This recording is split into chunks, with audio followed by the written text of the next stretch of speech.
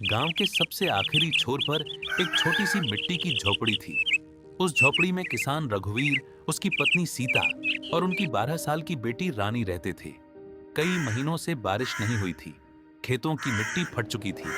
दूर दूर तक सिर्फ सूखी धरती दिखाई देती थी। एक रात रघुवीर झोपड़ी के बाहर बैठा आसमान की ओर देख रहा था।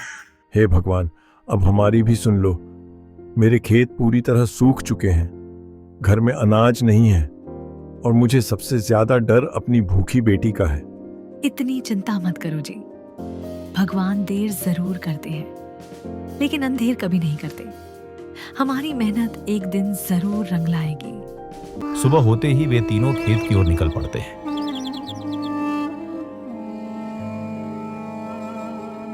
बाबा, आज मैं भी आपके साथ खेत में काम करूंगी। देखना, हमारा खेत फिर से हरा भरा हो जाएगा।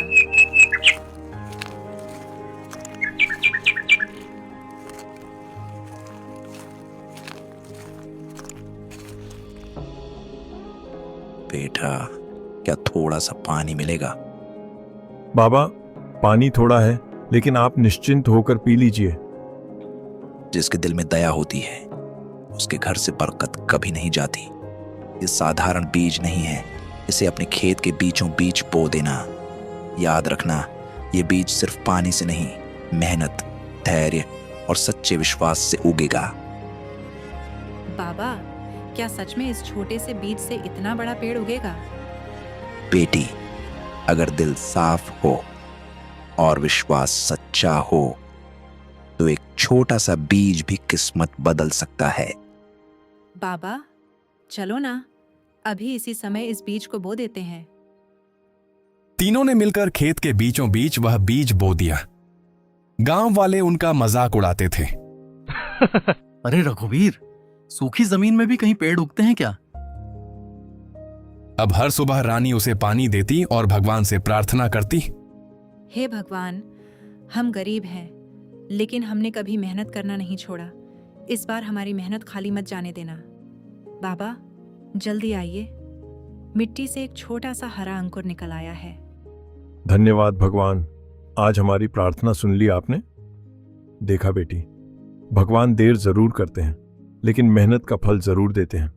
धीरे धीरे वह पौधा बड़ा होने लगा, लेकिन गांव का लालची साहूकार भैरव उस पर नजर रखे हुए था। अगर यह पौधा इतना ही कीमती है तो अब यह रघुवीर का नहीं, मेरा होगा। एक रात तेज आंधी और बारिश शुरू हो गई। रघुवीर पूरे तूफान में खेत पहुंचा और पेड़ को रस्सियों से बांधकर बचाने लगा। सुनो, आज आधी रात को उस खेत में जाना और उस पौधे को जड़ से उखाड़ देना। किसी को जरा भी शक नहीं होना चाहिए। अगर यह पेड़ मेरा नहीं हो सकता तो किसी का भी नहीं होगा। आधी रात को चोर खेत में पहुंचे।